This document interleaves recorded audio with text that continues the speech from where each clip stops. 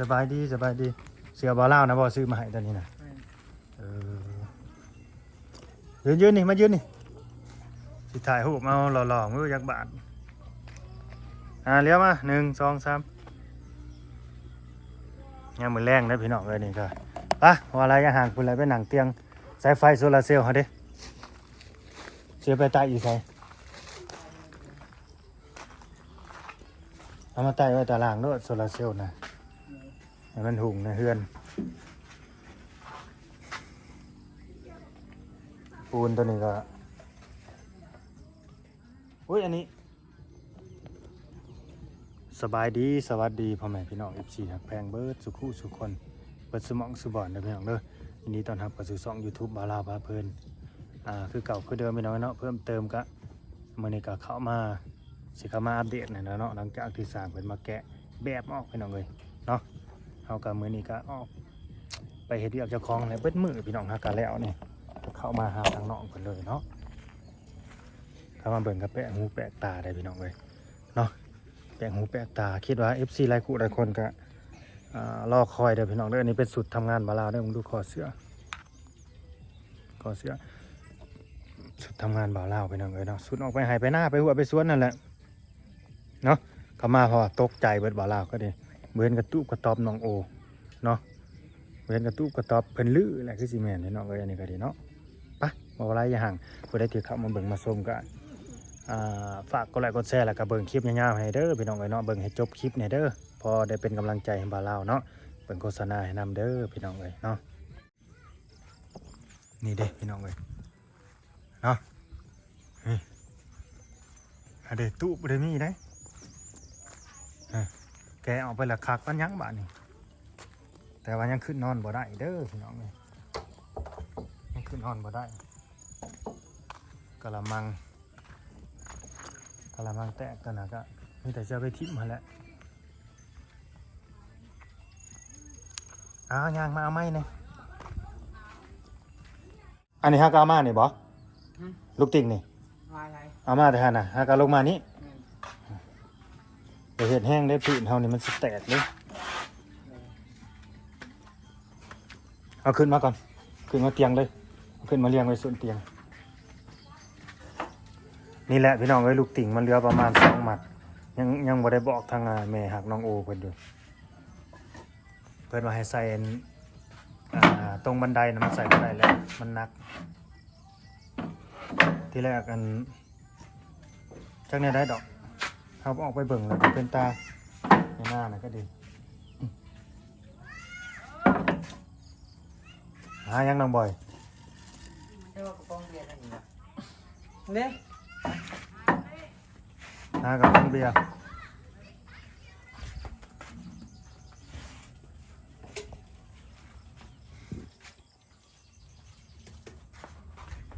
สั่งวันนี้ก็นี่ก็นำนี่คือส่งฟองแล้วนำอยู่ไสนี่แล้วนึ่งข้าวแล้วนี่มาเช้านี่ไปทางไหนวะไปท้ายหน้าซอยพ่อบ้านนะบ่ต้องโง่ไปอยู่ป่ะไปป่ะไปตอนไหนไปสวยๆ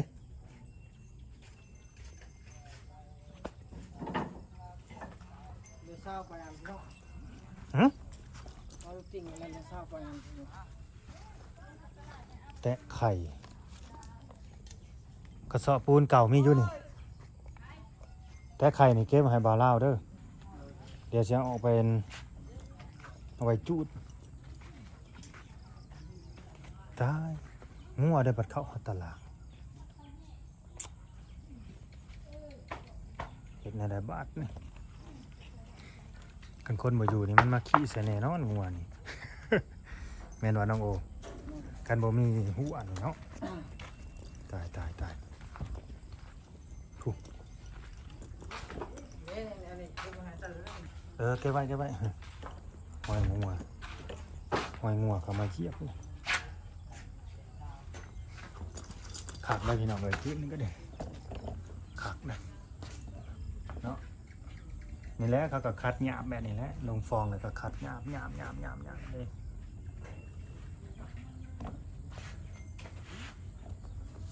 เอาลงมาลดนะสินหมูโลหนึ่งกับไข่แตะหนึ่งอันนี้ของแม่น้องเด้อแม่หักน้องเขาแหละเพิ่นให้บาเล่าวนี่เป็นสะพานบุญให้เนาะเพิ่นจริงๆเพิ่นก็ฝากเงินมาแต่ว่านี่แหละให้ซื้อเข้ามาแต่ว่าเฮาบ่ว่างพี่น้องเลยเมื่อวานนี่บ่ได้ไปตลาดตะลีเนาะเพราะว่าเผากันอยู่เบิดมื้อเมื่อวานนี่ก็ดีสิเฮ็ดแนวใดกินฮะ กดกิน กลัวกินบ่ไปนั่งทางไหนวะโอ้ยไปนั่งพุไปนั่งสดน่ะพุสิได้คุดอยู่ห้องน้ำนี่ แล้ว ไฟนี่ถ้าเอาไปนี่บ่ดีกว่าได้ใด ไม่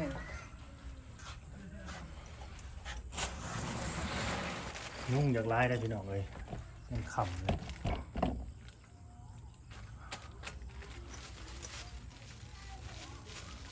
ปูนตัวนะครับมาแล้วง่ายเข้ามาเลยเด้อ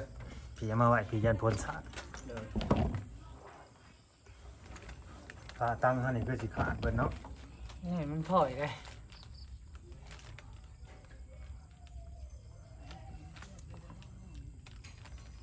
เพิ่นให้มากซะบ่แม่เพิ่นให้มากพี่น้องเลยกินข้าวกันยังเสมอบ่มีหยังกิน เอาไปท้ายหน้าซอยพระบาทบ่ได้กินหยังบ่ซะเพิ่นบ่ได้ข้ายังให้กินบ่ ขาไก่ ข้าไก่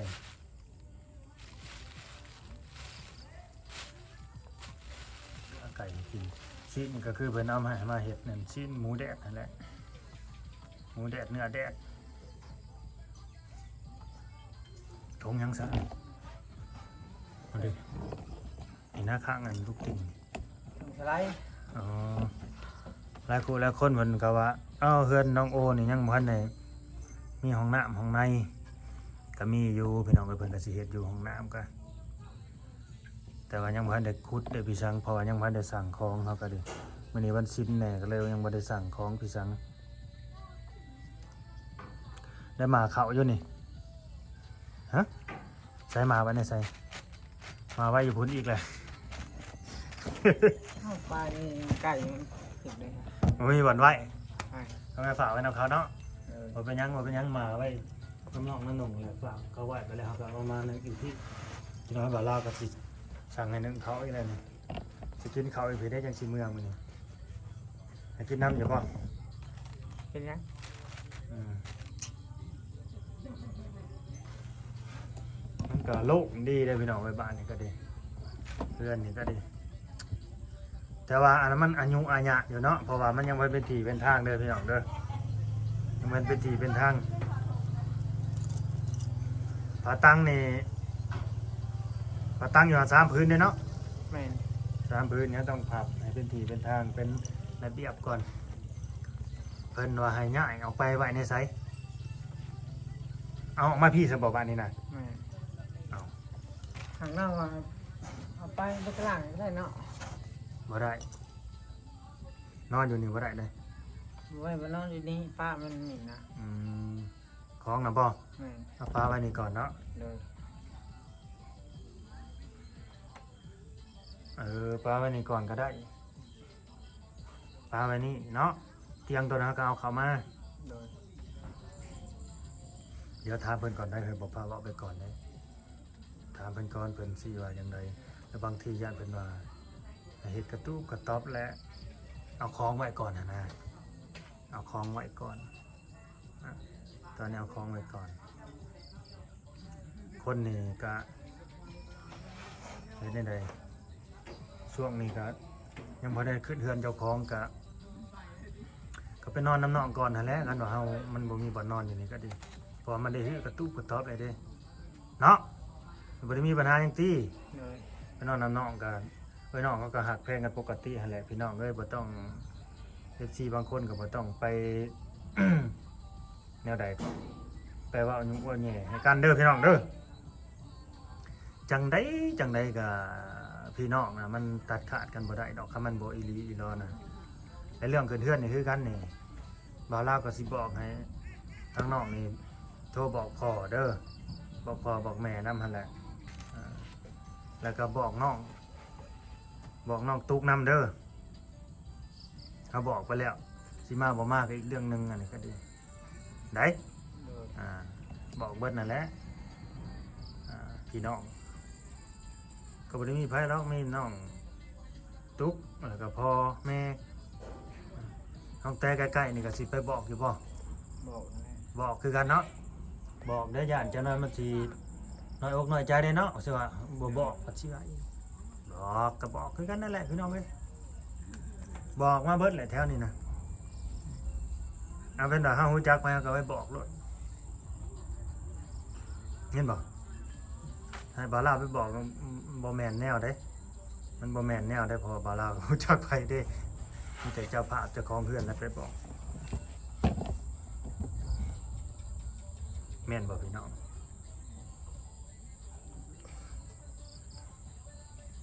มาจังม่วงไปไทยนานะ มาได้หาโมง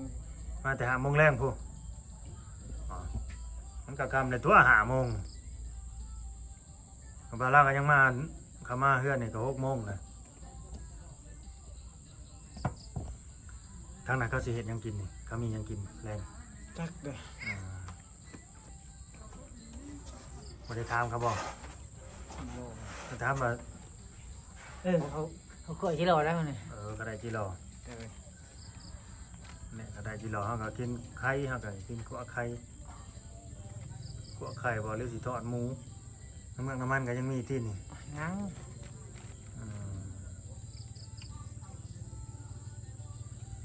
งัวที่เขามาเหยียบมีช่วงน้องบ่อยู่แม่นบ่ แม่น เห็นแต่ห้อยงัวเนาะเฮาบ่เห็นตัวงัวเนาะพอบ่เห็นช่วงมันเข้ามาเด้แม่นบ่มาจังเห็นว่าห้อยงัวเข้ามาเหยียบแสดงว่าตัวนี้น่ะอากะมากมาแต่ไทยนาเพิ่นนี่บ่ แม่น อากะมากพี่น้องเอ้ยตู้สังกะสีนี่มันกะสีได้เอาไว้นี่แหละนี่ฮู้แล้วว่าสิไว้เห็นหยังไปมุงหลังคากอกน้ำสังกะสีนี่เอาไว้มุงหลังคาน้ำบาดาลเอาไว้มุงหลังคาน้ำบาดาลนี่มีบ่อนสิเฮ็ดแล้ว แต่ว่าไม้สร้างยังเมื่อเบิดละบ่นี่ไม้สร้างมานะเขาเมื่อเบิดแล้ว เมื่อเวลา เมื่อเป็นบักขยะคือบ่เก็บไปให้น้ำเนอสร้างนี่ก็เด้เศษขยะก็บ่เก็บไปให้น้ำบัดนี้ยิ้มซ้ายเฮาก็เรือพี่น้องเลยแล้วมื้อนี้สิได้ขุดอยู่บ่ห้องน้ำนี่ จักครั้งมัน พังในได้อีกฮะพังหยังบัดนี้สรุปยังบ่ฮู้บ่ว่าให้ขุดบ่อนใด โอ้ แน่ฮู้แล้วก็ลงมือเลยแหละทีมงานน่ะก็ไปตามมา เจอเลย ลูกชายอันผู้ใหญ่บ้านเขาก็สิให้อยู่ที่เวลาอันเอาเฮ็ดแล้ว แต่ว่า ตัวนี้บ่ฮู้เด้อว่าเพิ่นจะให้เฮ็ดน้ำบ่เพิ่นจะให้ซอยบ่คันเพิ่นให้ซอยก็ซอยเฮาก็เป็นลูกมือเฮาก็เป็นลูกมือแหล้วเพราะว่าห้องน้ำเฮาบัดแล้วเฮ็ดแล้วก็เป็นของเฮาหั่นน่ะบ่ให้นิ่งดูดายเด้อตัวใดเฮาเฮ็ดได้ก็เฮ็ดซอยเฮามีเวียกเฮาก็ไปมีคนจ้างคนว่านก็ไปเลยแหละเหตุการณ์เหตุงานก็ดีเกี่ยวเขาดำนาว่าหันเกี่ยวดอกเขาก็ดีว่าดำนาโลกะหั่นแหละหักช่วงนี้นะเอาง่ายๆนี่คือบ่อยากให้ไปทางใดเลยพี่น้องเลยอยากให้แบบเก็บกวาดอนามัยสถานที่เจ้าของให้มันแล้วก่อนเพราะว่าวันที่20นี่เฮาสิได้ขึ้นเฮือนเลยให้มันสะอาดในหูในตานี่บ่อยากให้มันมีแม้กระทั่งทงมันยางขาดทงหนึ่งก็บ่อยากให้มันเห็นในสายตานี่เด่นอย่าไปทางใดให้มันแปลนหูแปลนตาโลดหั่นน่ะคือตอนนี้เลี้ยวไปรอบๆนี่จักพี่สังเอาโลด มันออกจากตูบนี่บ่ในทางนี้ก็ยังเต็มอยู่นี่เศษกล่องลูกติ่งนี่แม่เพิ่นว่าได้เพิ่นฮู้อยู่บ่ว่าเรือเท่าใดยังบ่ฮู้เนาะมันเรือซาปลายอัน เดี๋ยวบ่าวลาวสิบอกเพิ่นสิว่าจังใด เดี๋ยวสิบอกที่ถามเพิ่นก่อนก็เฮาสิเอาไปคืนห้านมันก็คืนได้อยู่ดอกแต่ว่าเขาก็สิซื้อเฮาถึกลงเด้อบัดซื้อถึกลงเด้ห้านมันก็อยู่ไกลบัดนี้ภาคเซโนไปพู้จะเจาะรักษา15ห้านอันนี้นะฮึบเออ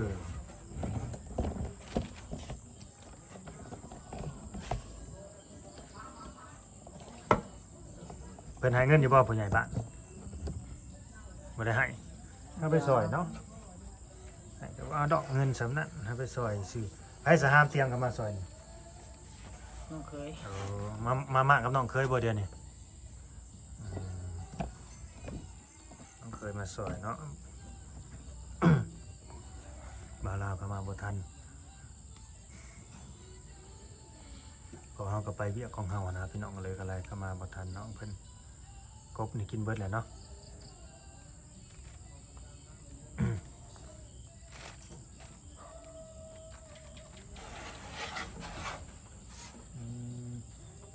ขนาดสาการนึ่งเขามื้อนี้คือบ่มีไผได้เข้ามาหาน้องเนาะมื้อนี้เนาะบ่มีไผมาเนาะเพราะว่าบ่าวองค์บ่าวแอนนี่ก็บ่เฮ็ดมาพี่น้องเอ้ยมันได้เขาเจ้าอันน่ะบ่ดำหน้าบ่หรือว่าจังใดหรือว่าเพิ่นไปทางใหม่บ่จักอันนั้นก็ดิก็บ่เป็นหยังพี่น้องก็เพื่อเรื่องบ่าวแอนนี่เฮาก็บอกแล้วเนาะมื้อสิขึ้นเฮือนนี่ก็บอกแล้วคันเป็นไปได้นี่คันนอนได้อยู่นี่นะให้นอนอยู่นี่โลดแล้วนี่แต่ว่ามันยังนอนบ่ได้ให้นอนเดี๋ยวนี้กลางมุกนอนนี่ก็สบายมันยังโลดแล้วนี่เนาะเย็นจ่อยๆโลดแล้วนี่ปูสาดขึ้นนี่ก็ยุ่งทั้งหมดสิขึ้นมาทางไหนเนี่ยพี่ฮะคือบ่เปิดเอาแล้วบ่มีไฟซะบ่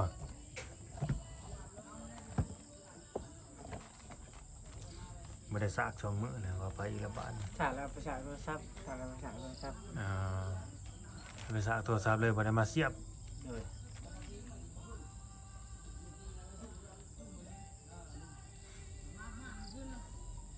เฮ็ดได้สมาธิหุ่มหรือบ่สมาธิ บุ้งแล้วมัน บ่หุ่มแล้วเนาะสิงมมืดอยู่หั่นแหละไฟโคมเนี่ยไปเสียบแล้ว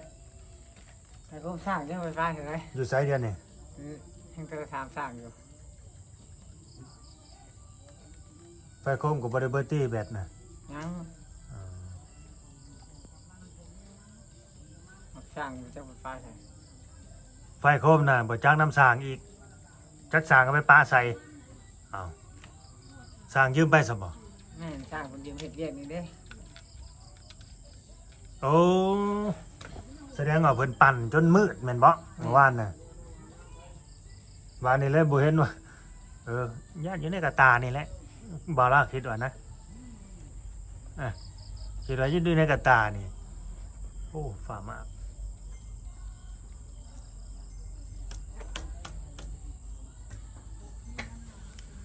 พี่น้องเอ้ยเนาะคลิปนี้มันก็สิลงซ่าแหน่จังน้อยเด้อพี่น้องเด้อเนาะเพื่อสิลงแล้วนี่ก็สิโดนแหน่เนาะก็ต้องขอโทษขออภัยเด้อ FC ตอนนี้มันก็ยังบ่เข้าที่เข้าทางเขาได้กับพุ้ยน่ะเขาคือบ่เมื่อซะน้องโอของสร้างบ่ ของสร้างกับบ่เมื่อเนาะบ่เก็บเมื่อเนี่ยมันแปลนไปนำนี่มันแปลนหูแปลนตาไปนำนี่ยังก็ดิก็ขอบคุญขอบคุณเนาะทั้งแม่ฮักเพิ่นแล้วก็ผู้ใหญ่ใจดีเนาะเบิดทุกคนนั่นแหละที่เข้ามาให้การช่วยเหลือแล้วก็ซัพพอร์ตเนาะทั้งน้องโอแล้วก็บ่าวลาวและพี่น้องเลยเนาะอันนี้ก็เป็นแม่ของน้องเพิ่นเนาะญาติลูกชายบ่มีของอยู่ของกินญาติลูกชายบ่มีเหือมีแห้งโอ้เนาะคักดีแม่คนนี้น้องโอจงภูมิใจเด้อจงภูมิใจแล้วก็เชื่อฟังเพิ่นเด้อจะเฮ็ดให้เพิ่นผิดหวังเด้อเฮ็ดให้เพิ่นผิดหวังอย่าเฮ็ดให้เพิ่นเสียใจเนาะเสียความรู้สึกเบิ่งดูนี่ซื้อมาไก่ซื้อหมูมาให้น้อง เนาะความเพิ่นเป็นห่วงแล้วก็หวังดีอย่าน้องนี่บ่มีแนวอยู่แนวกินจักสำได้แหละความดีของเพิ่นเนาะบ่าวลาวผู้เป็นนั่นสะพานบุญให้นี่ก็มาแต่หน้าเมื่อยๆก็แล่นไปผูกแกงแฮะเพื่อไปซื้อหมูซื้อไข่มาให้เอาแล่นกลับมาให้ทางนี้คิดเอาซั่นแหละเนาะผู้ใดทำดีกับเฮาไปทำดีกับเฮาไปวางดีกับเฮาก็คิดเอาซั่นมาแล้วบ่อยากว่าเอาหลายได้บ่าวลาวก็เว้าน้อยๆเข้าใจหลายๆบางทีก็สิเว้าแต่เรื่องเก่าๆอย่าลืมได้ที่เราเคยเว้ากันไว้แนวใดเนี่ยจำไว้เด้อทุกสิ่งทุกอย่างทุกคำจนพาไปไหว้พระไหว้เจ้าไปสาบานตัวหน้าพระนาเจ้าพระธาตุอิงหังพระธาตุอิงหังนะแม่เพิ่นเคยมาได้เพิ่นเคยบอกอยู่บ่เพิ่นเคยมาได้ถามเพิ่นกว่าพระธาตุอิงหังงานเมืองนครไกรสอนพรหมวิหารนะพระธาตุศักดิ์สิทธิ์คู่บ้านคู่เมืองนะ กันไปมาสอนอาเขตแล้วบ่ไปพระธาตุอิงหังกับพระธาตุโพธิ์เนี่ยถือว่ามาบ่ฮอดบ่อนที่ศักดิ์สิทธิ์คนกราบไหว้บูชานะไปขอหยังก็ได้สมปรารถนาบ่เชื่อก็อย่าลบหลู่เด้อพี่น้องเอ้ยนี่เนาะหมูนี่ก็สิมีแต่ซอยแล้วก็มักไว้เด้อเพราะว่ามันสิเสียได้เพราะบ่มีตู้เย็นหรือเฮาสิเอาไว้ฝากไว้นำสาวนางบ่เนาะบ่ไปติเพิ่นผู้ใหญ่บ้านแล้วแหละสักกันแนวนั้นก็กันบ่กล้าไปเขาฝากไว้นำเพิ่นก็ได้บัดมื้อขึ้นเฮือนนี่ให้น้องไปบอกเพิ่นได้ ไม่บอกเลย บอกได้บอกแม่นางเอ้ยขึ้นเฮือนลูกเด้อไปค้ำไปคูณนำกันเด้อตอนมื้อตอนเช้ามื้อวันที่20ยามมื้อแลงก็ไปซอยเวียกนี่เด้อฮะไปซอยเวียกเฮ็ดปลาเคาะปลาควนเนี่ยปลาเคาะปลาควนคักแน่เด้บ้านนี่ผู้รักผู้ใหญ่นี่คนที่เพิ่นมาพาขึ้นเฮือนขึ้นซ่านนี่รู้จักไผอยู่บ่ในบ้านนี่มีจักคน ลุงเวียงเหรอ ฮะ ลุงเวียง ลุงเวียงไส พอยแจ้งเลย คนนี่บ่นึกว่าน่ะลุงแก้วกับคุ้มมันน้อยเนาะ แม่น แต่ว่าพอเฒ่าน้องไอเดียนี่ก็ได้แม่นบ่ ได้ ได้เฮาก็เอาใกล้ๆนี่แหละเกิดปลาเห็ดปลาขึ้นเอานี่แหละมันจังบ่ไกลมาลาก็สิได้จบคลิปไว้ซ้ำนี่แหละเนาะสิให้ทั้งน้องเพิ่นไปดังพื้นดังไผได้บาดนี่ให้ดังไผเลยได้บาดนี่นั่งไว้หนึ่งข้าวเฮ็ดกินเลยได้บ่ได้หลายเรื่องได้ซอยซีดหมูเลยได้ เขาหนึ่งไว้คนเลย เขาหนึ่งแล้วก็มีแต่ดังไพ่แล้วก็จะกินนั่นแหละ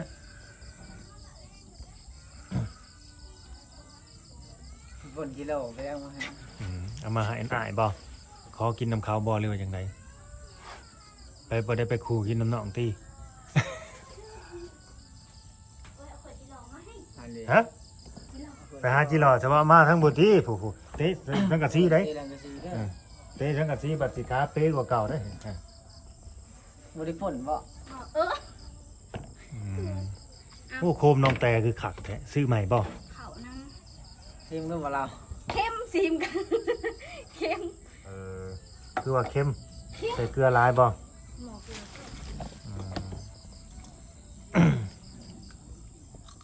เพิ่นเอาเข่าไปให้หนึ่งพุ่น เค็มเดี๋ยว กะเข้มมึงต้องกินกับข้าว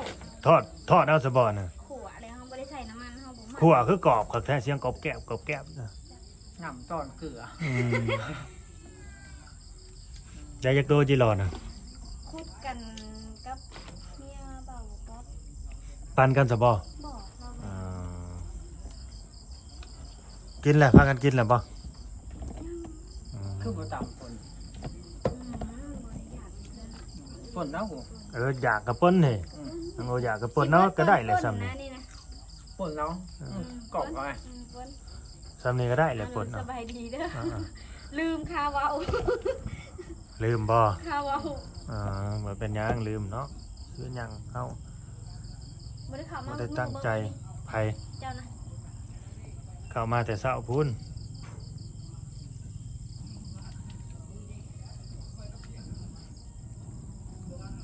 กวางในเทิงเขาขึ้น ขึ้นไปแล้วบ่ขึ้น สามเถื่อ ขึ้นแต่มื้อใด มือสร้างที่เก็บเครื่องมือ อ๋อ ขึ้นไปเลย กวางหั่นแหละเนาะว้าวมันบักใหญ่เอิงเติง ตามแต่แจนี่กับบโต๊ะเพื่อน จำสินอนควงเนาะ แข่งข่วงอยู่เนาะคนนอนกัน บ่แล้วมันจะมีห้องสิมีห้องพระนำได้ ของพระเขาต้องเอาทางนี้ แม่นห้องพระอยู่นี่ ของพระเอาทางนี้ขนาดเขายังเอาทางนี้เลยได้เขานอนนอกเขาเอาทางนี้เป็นห้องพระของเขานอนตะกี้นะ อืม เป็นห้องพระ เพื่อนน้องแต่ก็มีพระคือกันบ่มีพระอยู่ ชุ่ บ่ มเฮานี่แหละเอามาใส่เอง อ๋ออันนี้ก็สิมีพระคือกันตามมันแม่ฮักเพิ่นบอกคั่นน่ะ เพราะว่าเขาไม่ได้เข่าอันนี้ได้หักมือขึ้นเพื่อนนะเพื่อนว่าให้เอาตามแม่นะก็เลยได้เอาอันนี้มาสวดซื่อ แม่ถือหยังซะ ๆแม่ถือคิด โอ้ พ่อถือพุทธ อ่า แต่ละคนตามพ่อเบิด ๆเอ้าน้องโอนี่ก็ตามพ่อที่ซะเนาะ ตามพ่อ พุทธเลยเนาะ พุทธมีกับแม่ อ๋อ ถ้าแม่นว่าเฮากับช่วงแม่เสียใหม่เฮาก็ต้องได้ลงโบสถ์ตลอดเลย อ๋อ ทักลงนี่ส่วนหลายเฮาลงบ่กุ้งค่ำ เป็นในใดจัง มัน บ่ จะขึ้นมาจะมันเป็นอะไร มันออกเหาะออกล้นบ่ มันหมดเลย แล้วมันแล้วมันออกเหาะออกล้นซะบ่จัง หาสิได้ป่นอยู่บ่ ยิ้วข่าวนะนี่เบิ่งนี่ยิ้วข่าวแล้ว มีหยังกับปานกันกิน ก็ธรรมดาได้อเฮ้ย เมื่อคืนเนี่ยคือแต่ฝนสิตกบ่แล้วบ่มีจักนิด ไอ้น้องกันเนาะมื้อนี้คือกันนั่นแหละแหล่มากฟ้าห้องพึมๆมาบ่แล้วมันบ่ตก เอามาก็ได้บ่แล้วเด้อ โอเคโอเคสบายดี มาเฮ็ดกินนี่ก่อน ยังบ่แล้วซั่นบ่ ยังขั่วยังเมา อ้าวมีคนแมงเม่าบาดนี่ เอามันออกในเดียวมื้อคืนนี้แหละ เออ ตกเบียดนอนเทิงยิ่งเหี่ยวตะลา อืมนี่ระวังแต่งัวสิมาขี้ใส่กับไก่เด้อสิกลับมาขี้ใส่มันหมักคือหยังนี่เด้ฮะ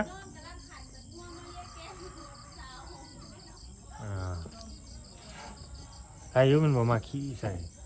เวลานอนสิได้จบคลิปไปสำนี้แหละเว้ายืดเว้ายาวแหละพี่น้องเอ้ยขอบคุณขอบคุณนั่นแม่เพิ่นเด้วยฮะเว้าเบิ่งเด้วยฮะ ขอบคุณเด้อแม่ที่ซื้อตัวนี้มาให้ลูก ซื้อหยังเกาะ ซื้อเห็นหมูกับไข่ขอบคุณเด้อบาลาพ่อผู้เป็นสะพานบุญใครเขาเก็บอยู่ได้ของไปจะมีไปทางใดก็มีแต่คนหาคนแพงร่ำรวยเงินทอง ไปทางใดก็ให้มีแต่คนหักกดแพงผู้รักผู้ใหญ่อุปถัมภ์ค้ำสู้เนาะว่าอยากให้มีพวกนั่นแหละก็เขาเรียกว่า พวกม่านอะไรพี่น้องเอ้ยเนาะให้มีม่านมาประจนว่าสันสานเนาะจะได้มีโทษก็จะได้มาผ่านม่านก็จะได้มาเบียดเด้อเปล่าลาวนี่กันเนาะแต่มื้อนี้ต่อไปก็ดีมีแต่ความสุขกายสบายใจทั้งน้องโอนํคือกันเนาะแล้วก็ผู้ใหญ่ใจดีเนาะทั้งแม่ฮักแล้วก็ FC เบิร์ดสุขุสุคนนั่นแหละผู้ใหญ่ใจดีใจบุญให้มีแต่ความสุขความเจริญเนาะอายุมั่นคนยืนกันเบิดสุขุสุคนให้ร่ำให้รวยเด้อพี่น้องเอ้ยเฮ็ดหยังก็ได้เฮ็ดหยังทำหยังก็บ่พอได้ก็ให้ได้บ่พอมีก็ให้มีเนาะบ่พอรวยก็ให้รวยเด้อพี่น้องเอ้ยเนาะเอาสบายดี ไปดี โอเคสบายดีพี่น้อง